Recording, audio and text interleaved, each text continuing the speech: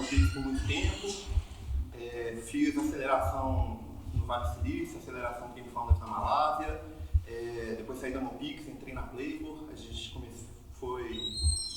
acelerou 4 ou 5 turmas, agora eu estou lembrando de cabeça ali, mas a gente acelerou um monte de startup, então também fui jornalista de jogos ali, mais de 10 anos, fiz jogos para outros clientes, e acho que todo mundo já está meio cansado assim, de ver palestras minhas, eu pensei sobre isso. Quando o Rafa me chamou para fazer a palestra no encontro, eu pensei assim, pô, acho que não tem nenhuma novidade ali que eu possa falar com a galera, uma coisa nova em relação ao que eu já venho falando há muito tempo.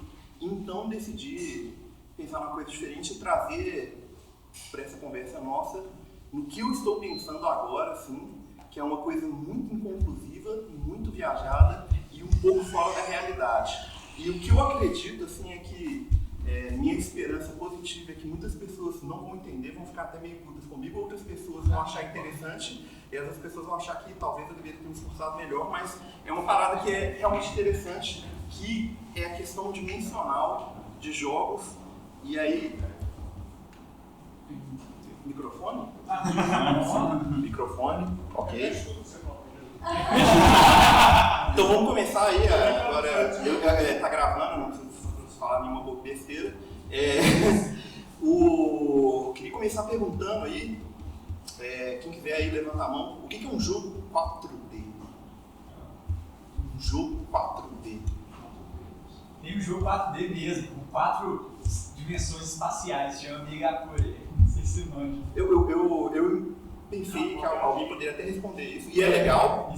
É legal, é bem viajado, tem algum a ver com o que a gente vai falar agora, mas alguém assim, consegue imaginar o que seria um jogo, o que é um jogo 2D, o que é um jogo 3D e o que é um jogo 4D, ou mais que isso?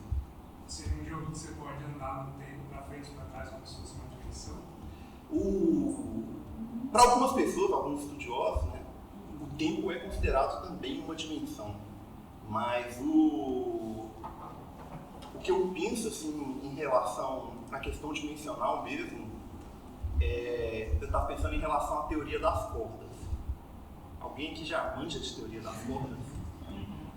Teoria das cordas é o seguinte, na física, a gente tem a física normal e tem a física quântica. Algumas coisas de teoria da física quântica, elas entram em conflito com a teoria da física normal, entendeu? Então, da física convencional. Se você fala que tipo assim, tal coisa funciona de tal jeito na física quântica, que descreve as regras, na física convencional pode ser que não funcione, e vice-versa. E muitos especialistas físicos, eles buscam uma teoria de tudo, que é o nome oficial mesmo do negócio, que é uma regra que funcione para tudo. Tipo assim, a gente não pode ter duas físicas diferentes para o mesmo universo que a gente habita. No meio dessa busca, assim, falar bem especialmente, assim, depois podem procurar no Wikipedia a teoria das cordas. A base da teoria das cordas na física normal e na física quântica, o mundo ele é composto por blocos, que a gente chama de átomos, e o menor bloco é um ponto, na verdade. E o que é um ponto? E agora eu vou usar essa tecnologia aqui. O que é um ponto na questão espacial? Quantas dimensões tem um ponto nessa questão física? Ele não tem nenhuma dimensão. Um ponto indica uma coordenada, mas se colocar um outro ponto aqui e traçar uma linha, você tem na física o que a gente chama de um universo, um espaço unidimensional, com só uma dimensão. A gente consegue perceber alguma coisa que tem só uma dimensão espacial? A gente não consegue, porque mesmo essa linha, ela tem comprimento e largura, né? Tipo assim, vamos ver, ela é uma linha que está em 2 dimensões aqui, mas ela tem comprimento e largura. Mas quando a gente pega o conceito de segmento de reta, a reta ela não tem largura, ela tem só comprimento, infinito para os dois lados, apenas comprimento. E isso é um espaço unidimensional. Então a gente tem o ponto, que é o bloco base do nosso mundo, que ele não tem nem comprimento, nem largura, nem altura, nem nada. E a gente tem a linha, que é um espaço dimensional. Se a gente traça uma linha perpendicular a essa reta, né, a gente passa a ter 2 dimensões. Usualmente a gente faz um plano cartesiano. E se a gente gente traça mais uma linha aqui. O V, a gente tem 3 dimensões, mas não de verdade. Eu estou representando 3 dimensões em 2 aqui. Isso é importante, guardem isso. Vou voltar para a teoria das cordas.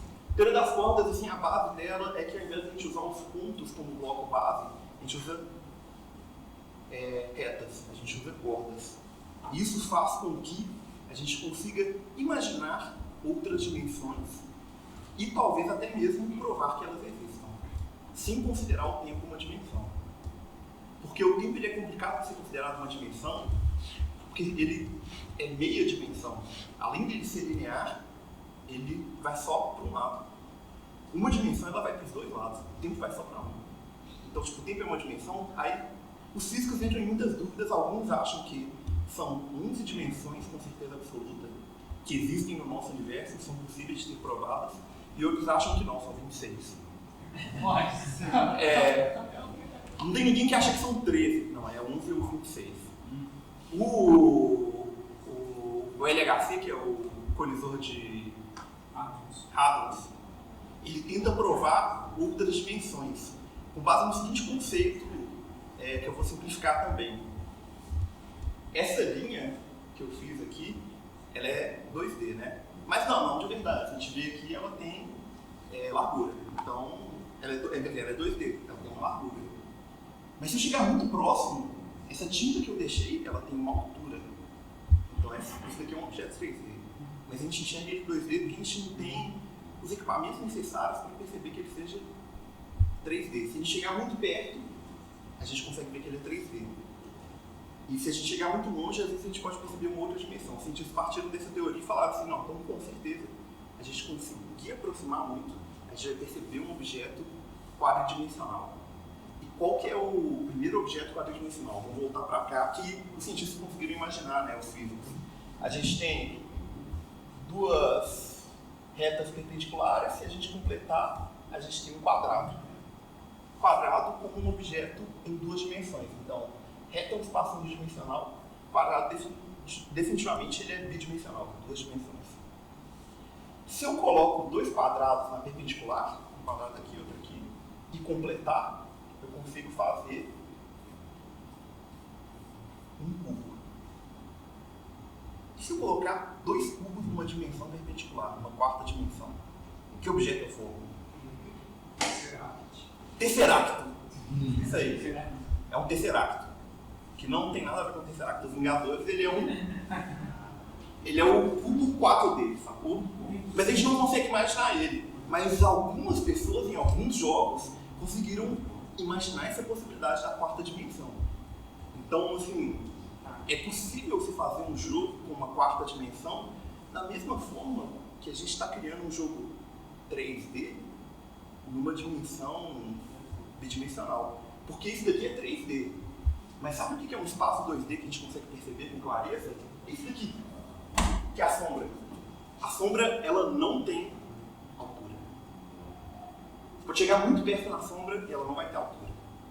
Então ela é definitivamente 2D. Então a gente consegue ver um objeto 2D. Mas a gente não consegue ver um objeto 1D, nem 4D e nem 1VD. Mas a gente consegue fazer um jogo em que a gente consiga simular essas 4 dimensões. Por quê? Porque a gente consegue imaginar elas. E essa distorção de espaço pode ser um elemento muito legal de jogabilidade, por isso estou trazendo aqui para um papo sobre game design. Pausa nas dimensões. Isso daqui, gente, é uma fita.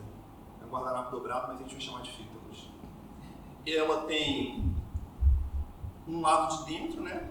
Um lado de fora. Aqui, aqui. Ela tem uma ponta aqui, uma ponta aqui. E um comprimento aqui, né? Vamos dizer assim. Isso define essa fita. Aqui é um extremo dela e aqui é outro extremo. Mas se eu dobro ela assim e uno essas pontas, essa fita passa a ficar reduzida, porque ela não tem, ela tem um lado de dentro e tem um lado de fora, mas ela não tem mais um começo e fim. Isso deixou de existir. Dobrei o espaço, deixou de existir. Isso assim parece muito ridículo, mas a teoria de dobra espacial é exatamente essa. Eliminei essa possibilidade, né, dimensional. Eu continuo tendo um lado de dentro e um lado de fora, uma parte de cima e uma parte de dentro. E agora,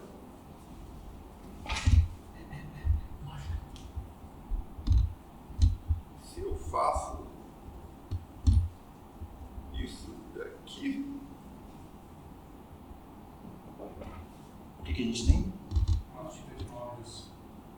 Uma fita de móveis. Você estudou física? Eu estudei jornalismo. Que me faz ser autoridade sobre qualquer conhecimento. Matemática é um deles. Eu amo matemática. Acho que matemática é tipo assim, a tentativa da gente entender o idioma de Deus, da natureza. E a fita de móveis, ela tem um lado de dentro e um lado de fora, mas ela tem um detalhe que se você for percorrer, quer dizer, ela não tem um lado de dentro e nem um lado de fora. O microfone tá ficando horrível, né? Tudo bem. Vocês fazem aquela magia lá da edição, vai dar tudo certo. Você tem o mesmo lado de dentro, é o lado de fora. Então, se você estiver andando, percorrendo aqui, você eventualmente chega aqui e você continua andando e percorre aqui. Quando eu percebi que é um espaço infinito,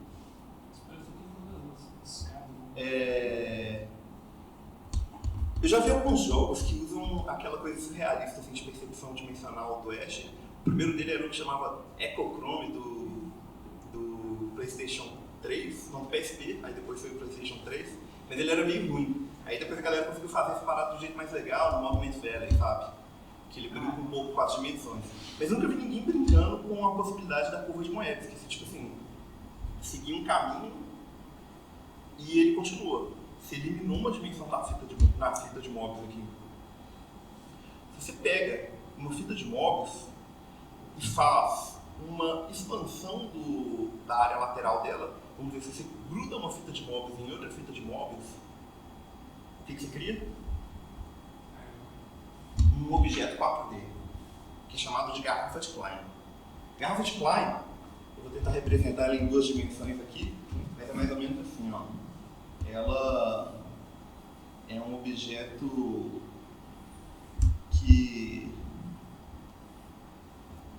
ela não tem parte de dentro e nem parte de fora, apesar dela ser um objeto 4D. A boca dela se conecta com o fundo, mas não em nenhuma não nas dimensões que a gente consegue perceber, numa outra dimensão. Deu para entender? Não. Mas a garrafa de Klein é um dos outros objetos 4D que a gente consegue imaginar com a nossa compreensão de física. Tem tempo? Não sei. Mas na verdade, eu estou querendo trazer essa questão da teoria espacial, que tipo, já é uma coisa que é bem conhecida e tal, né? E agora todo mundo já está mais ou menos alinhado no mesmo ponto, para uma outra interpretação. Mais do que assim, um jogo 4D no quesito de dimensões espaciais, eu quero imaginar um jogo 4D no quesito de uma jogabilidade ultra permissível para o seu jogador. O que eu quero dizer com isso? No gameplay, você vai ir além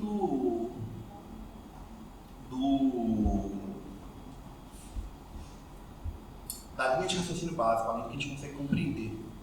E aí agora a gente vai para o outro lado do mundo, que são filósofos. Filósofos acreditavam que, como a gente humano vive na Terra, a gente não tem uma compreensão real do mundo em 3 dimensões. A nossa visão é muito bidimensional. Enquanto um pássaro, ele tem uma compreensão tridimensional, porque ele navega num espaço tridimensional, a gente navega num espaço bidimensional. O Lacan, todo mundo conhece Lacan? Lacan é um cara da psicologia, sem dúvida vocês vão saber. Tipo, numa época que ele começou a resgatar umas coisas de Freud, morreu aí nos anos 70, sei lá, morreu muito tempo não. E o Lacan, na psicologia dele, com base nesse pensamento de que a gente tem essa limitação espacial, e começou a avaliar o pensamento das pessoas em questões com analogias topográficas, que é pegar o pensamento de uma pessoa e comparar ele com um objeto dimensional, unidimensional, bidimensional, qualquer tipo de objeto. Então, por exemplo, a garrafa de Klein, ele chega à conclusão que tem muito a ver com o comportamento de histeria, porque você não consegue preencher uma garrafa de Klein no conceito dela de 4 dimensões. Mas ele fala sobre o que, na verdade?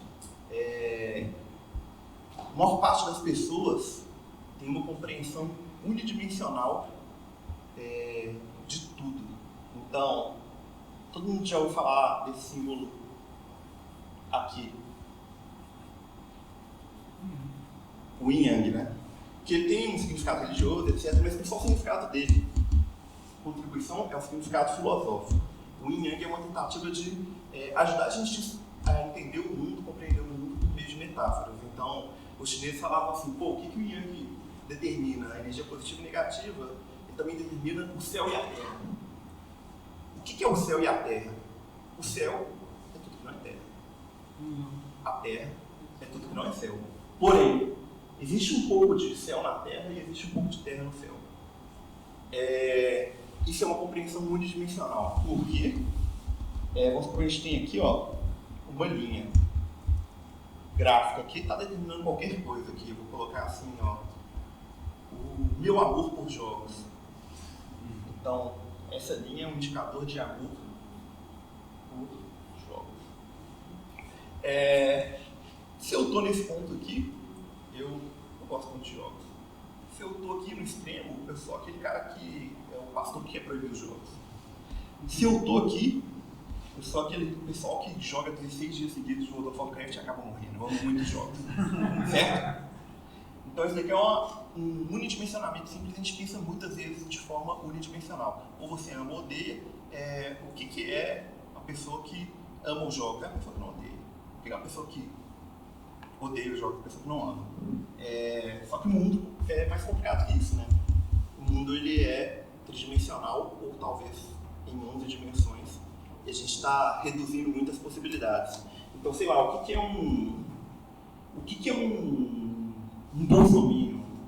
Todo mundo que não é um petista. Se você está aqui, você é muito petista. Se você está aqui, você é muito bolsominion. Essa compreensão unidimensional é legal. E nos jogos, o que é um jogo unidimensional? No sentido não de dimensões espaciais, mas de uma jogabilidade unidimensional. Eu gosto de pensar que são os jogos que eles te dão escolhas puramente binárias. E muitas vezes escolha nenhuma. Então, assim, se você pensar no quesito gameplay, o modo história do Call of Duty é bem unidimensional. Você está percorrendo um corredor ali até chegar no fim do jogo. Você pode ir e voltar, você pode fazer. Mas, se a gente pensar em 2 dimensões, passar meu slide aqui.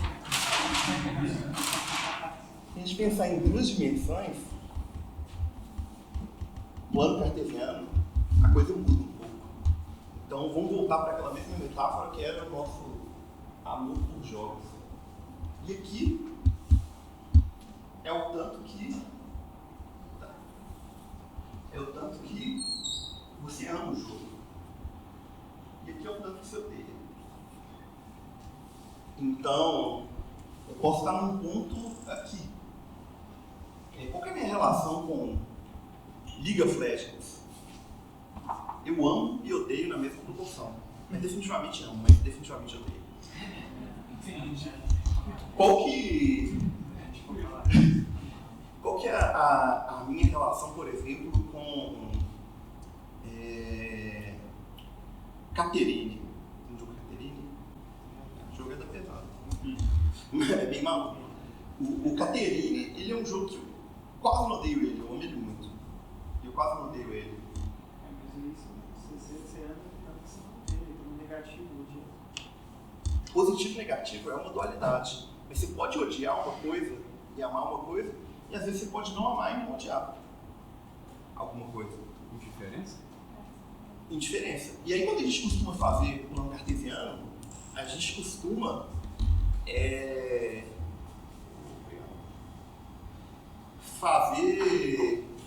criar. Como é que é o nome daquela parada das direções? Roda dos ventos, direções colaterais. Então, todo mundo que jogou Dungeons & Dragons aqui conhece o caótico e o ordeiro, o bom e o mal. Vamos deixar na verdade o mal foi o caótico aqui. E o neutro. Se você está aqui, caótico e mal. Aqui, caótico, quer dizer, aqui, neutro. Sacou? Você consegue fazer coordenadas. Às vezes tem aquele campo político, esquerda, direita, autoritário, libertário, enfim. É uma tentativa até assim, muitas pessoas enxergam sobre vários assuntos, especialmente que elas têm uma compreensão melhor, um campo bidimensional, um plano cartesiano. Então muitas pessoas olham para o plano cartesiano e pensam assim, o que eu posso dizer sobre política, por exemplo? Não é só uma questão de esquerda e direita. Você tem outros nuances e por isso o plano cartesiano representa melhor. Mas o Lacan pensava assim, o plano cartesiano não é o bastante para a gente expressar tudo. Seria legal a gente considerar uma dimensão Z aqui. O que é complicado, que eu não consigo representar nos meus slides ali, mas a gente pode imaginar uma outra dimensão. Agora, por exemplo, aqui no nosso amor de jogos, eu quero descrever o meu amor de jogos. Eu tenho já duas dimensões, o amor e o ódio. Qual seria uma terceira dimensão?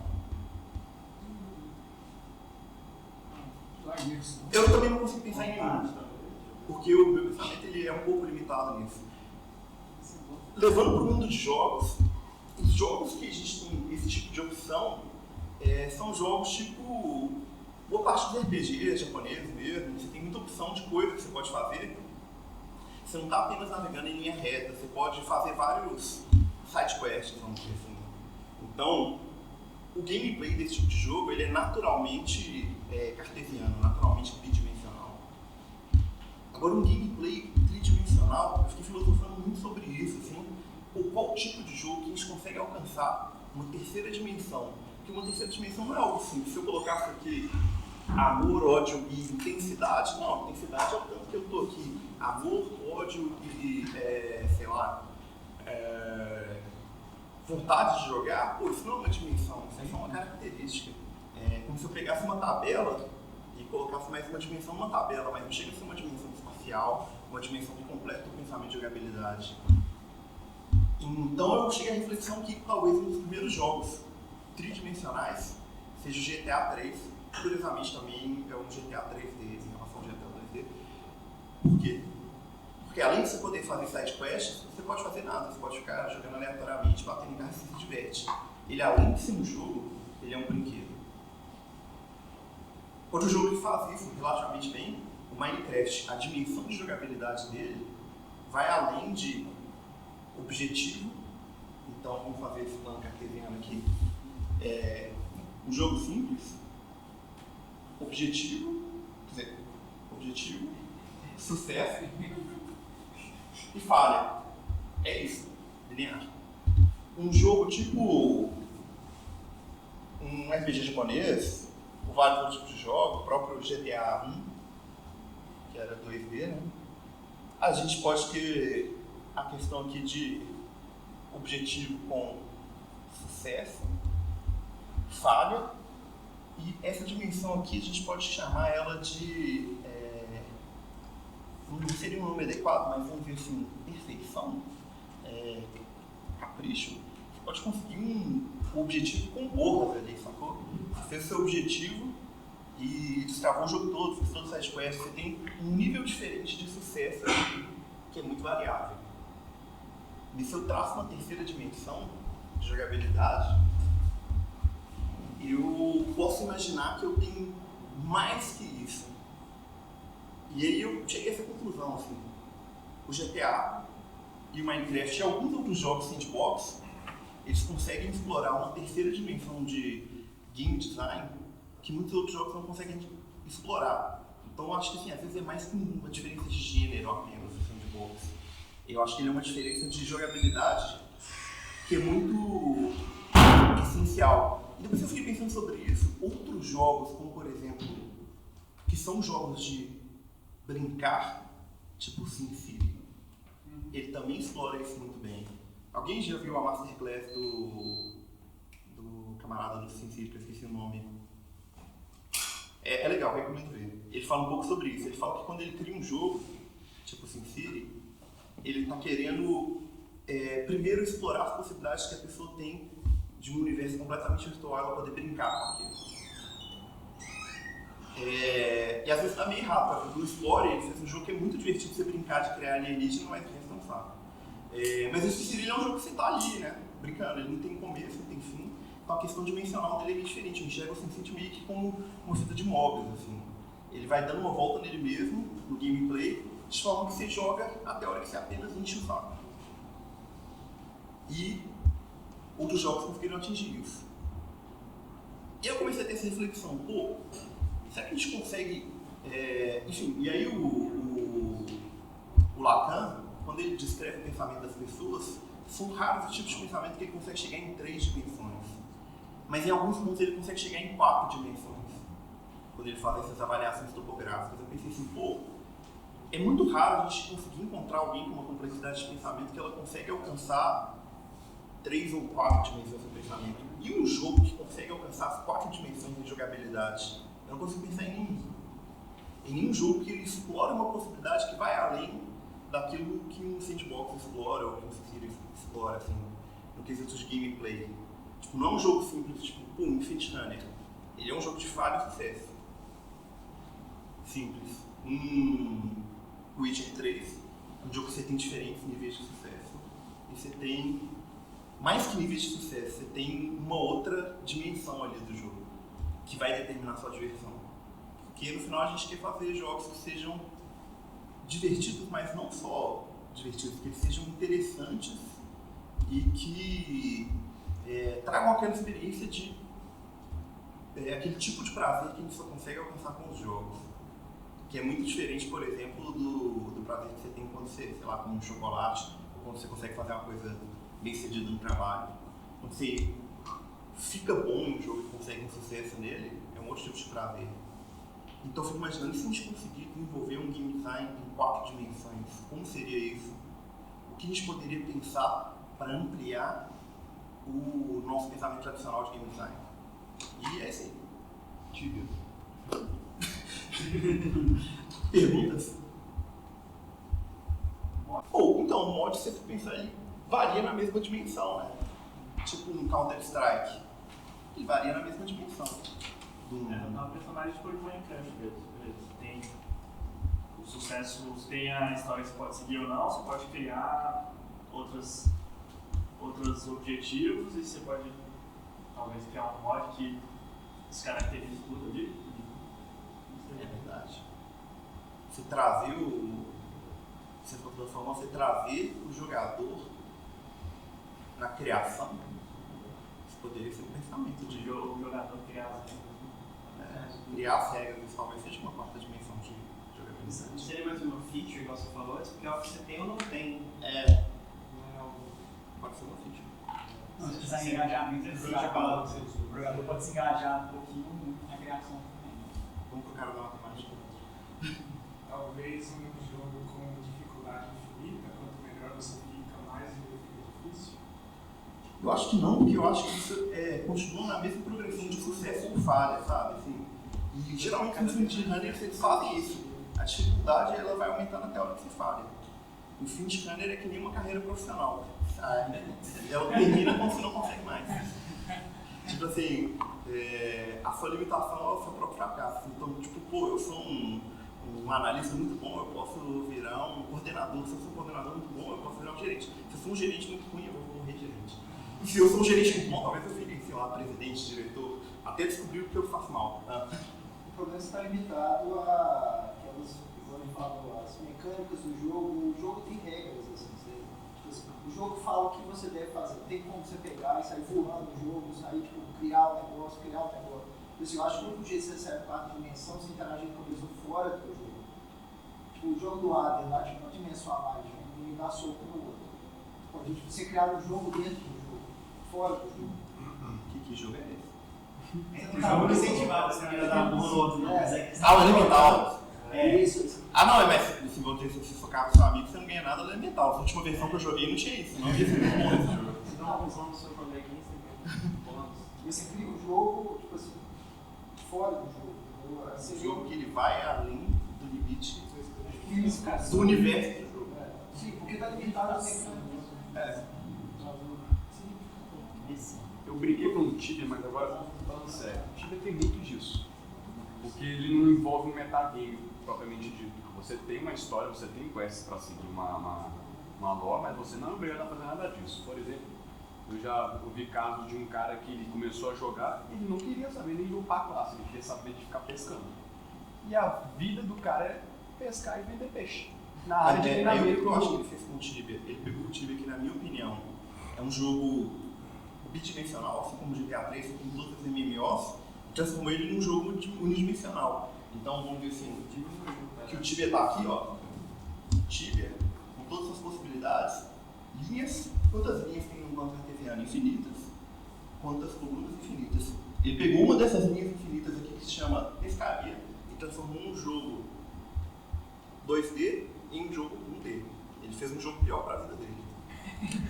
Vamos pegar essa ideia de um jogador criar regras. Vamos pegar um pouco da ideia de guildas, para não dizer milícia, né?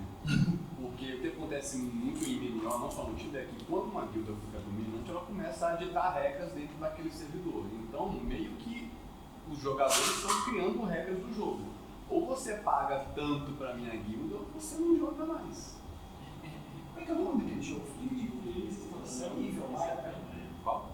Evil, o Eve é um jogo simplesmente os caras deram sandbox para os jogadores e falam assim, se vira. É verdade. Economia própria, as regras políticas são próprias, tudo do jogo é ditado pelos jogadores.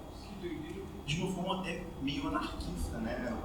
O Eevee é como se o pessoal falasse assim, ok, é seus e é, vamos dizer assim, até um certo apelo dos desenvolvedores.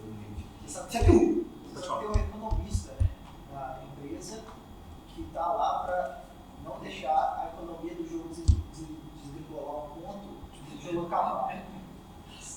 Existe mas tem um de ética para não deixar. Mas tem um colega meu que ele fez a dissertação dele de economia com base no Eevee. Mas o Eve é isso, tem um economista. Será que o metagame pode ser considerado uma dimensão adicional no jogo? No caso do Eve, sim. Sei lá, pensar assim, um jogo muito simples que acho que todo mundo conhece, tipo um Dota ou League of Legends. O metagame ele determina muito como se joga o jogo, mas o League of Legends ele é um jogo unidimensional, não é muito complexo. Você sabe que as histórias do Eve são as melhores, assim, você já viu? Já. Você tem aquelas guerras que assim, perderam $1,5 milhão numa guerra de 3 capital ship é fundado nessa guerra. Aí ele tem aquelas coisas assim, um cara que era daqui há 15 anos, que vai tipo assim, jantar na casa do outro, tipo assim, toda a família se conhece, os filhos brincam e um dia ele trai e ganha $30 mil porque ele vendeu a chave da defesa do negócio. Tipo, isso é absurdo, isso é que sai pra vida. O Eevee e as histórias são muito divertidas, mas eu nunca joguei, inclusive, assim, eu só li e quando eu vi os vídeos eu falei assim, nossa, é. Pois é, então isso é uma outra dimensão, é o único jeito, assim, está fora completo do controle do cara que pensou nisso. Assim. Assim, eu criei esse jogo com 3 dimensões, eu nunca vou pensar que o jogador vai fazer isso. Faz sentido. É uma boa. Mas alguém tem alguma. Tem a interpretação também, que é comum no Tibia ou talvez no Eevee também. No GTA Online tem isso que cada jogador se propõe um papel de você policial só. Aí ele vai e cuida de uma região lá também. No modo hoje em dia o pessoal interpretar em live no O jogo. roleplay ser uma dimensão de jogo? Ele cria Mas regras ele próprias. O pescador é um roleplay, né? Talvez eu tenha menosprezado o pescador. Não, isso continua sendo uma gameplay dimensional, porque a vida do cara é pensar em Um RPG tradicional, como que a gente classifica as dimensões de jogabilidade de seja um Dungeons & Dragons? Fazer uma análise topográfica. Eu acho que tem como você classificar através do. Acho que o que você classificar é você colocando dentro do que o mestre deixa, porque eu já joguei coisas que, tipo, o mestre deixava fazer qualquer coisa que você quisesse, ele só colocava, tipo, balanceava aquilo pra você não ficar roubado. Mas... Baseado na ficha, né? tipo, qualquer coisa, cara, qualquer coisa. Você queria, tipo, alteração de realidade, você podia, mas você tinha balanceamento. Eu tô trabalhando numa mesa de D&D hoje, em que tô pensando muito nesse conceito, né? E eu queria fazer um jogo muito sandbox. Então é basicamente assim, os players estão numa ilha e eles meio que podem fazer o que quiser, mas à medida que eles vão em alguns lugares, eles descobrem igual GTA, na real. E como eles estão numa ilha, não tem muita coisa que eles podem fazer. Fora do limite que eu percebi. Mas pensando nisso, como eu consigo expandir as dimensões de jogo, né? E, enfim, é isso aí. Mais perguntas, mais opiniões, ideias?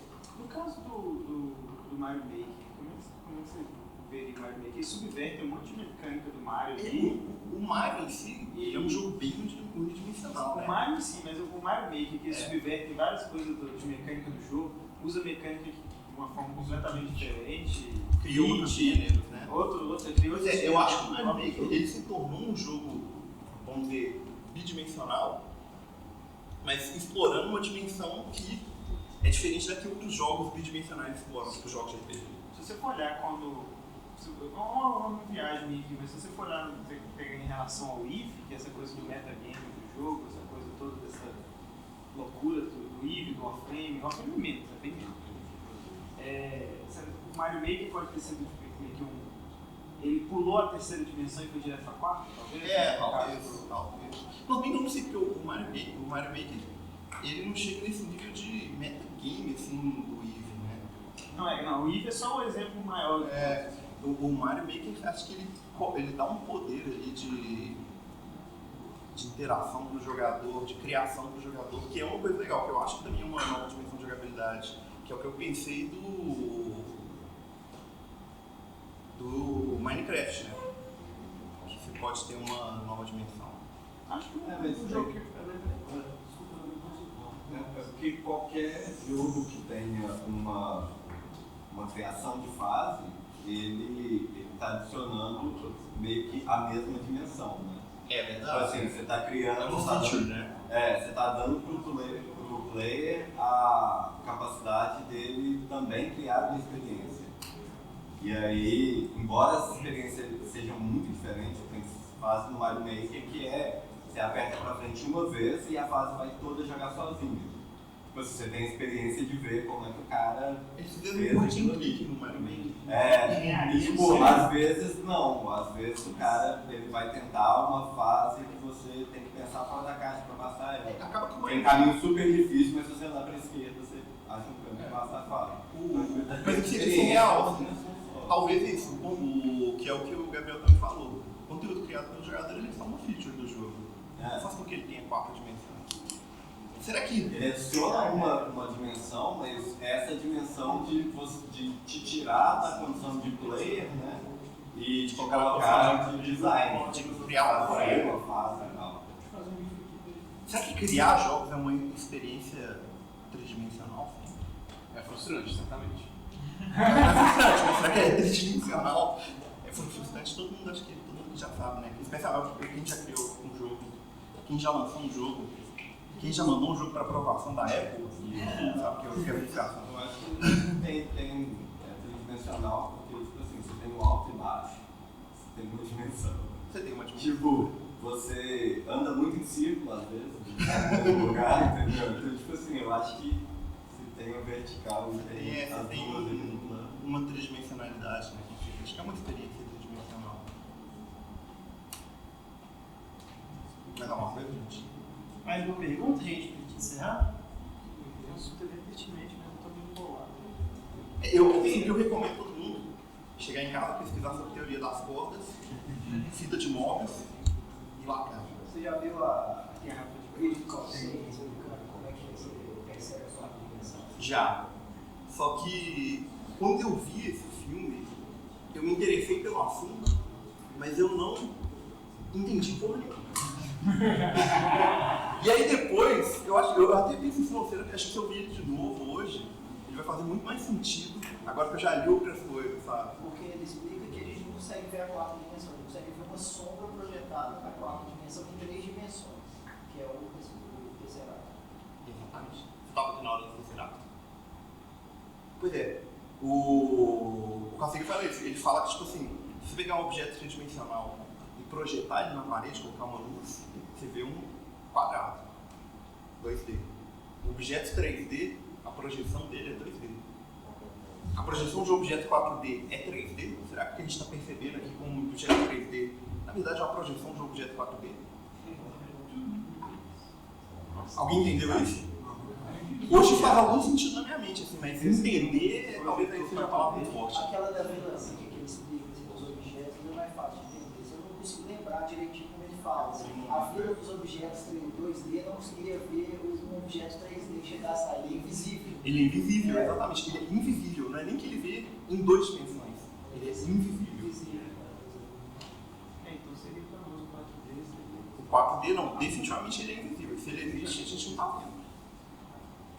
Mas talvez com o equipamento certo a gente consiga ver. Mas seria a intersecção, né? Porque, por exemplo, na fila agora, que a gente vai pegar no vídeo, a intersecção de uma esfera é um círculo. Então o cara deu um círculo na fila do banco. E depois é invisível. E a esfera vai passando, ele fala assim, o cara lá, daí de repente ele vê um ponto. Ele vê um ponto. Aí aquele ponto vai expandir, até que chega o diâmetro da esfera e depois ele retrata. Vocês já viram a renderização do Tesseract? Nossa, Eles renderizam o Tesseract e começam a girar ele para você tentar perceber as 4 dimensões, sacou? E aí você olha assim e fala assim, o cara bugou o Maia dele e é isso aí, né? Mas uma forma de 3 dimensões, você vê a intersecção de algo com algo tridimensional. Você vê a intersecção de um objeto com algo. Inclusive, gente, se alguém quiser bugar o Maia 3D hoje, faz a fita de móveis e manda aquele feature de, tipo, quando você tenta transformar um objeto 2D em 3D, sabe? Para ele autocompletar, que ele vai meio que fecha no... Faz isso, assim, vocês vão ver que vai ser muito legal. Ele vai ficar meio confuso, sabe?